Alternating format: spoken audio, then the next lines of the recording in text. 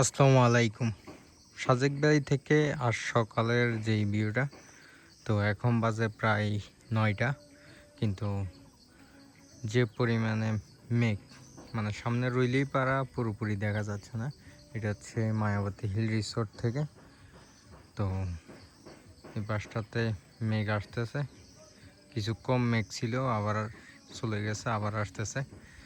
তো যেই মেঘের সৌন্দর্যটা পাচ্ছেন, পুরোপুরি মনে হচ্ছে যে মেঘের একটা ঝর্ণা বলতে গেলে। এই যে যারা সাজেক ভ্যালিতে আসবেন, এমন সুন্দর ওয়েদার দেখতে হলে অবশ্যই আপনার আসতে হবে বৃষ্টির সময়ে, কারণ বৃষ্টির সময় আসলে এমন সুন্দর একটা ওয়েদার পাবেন।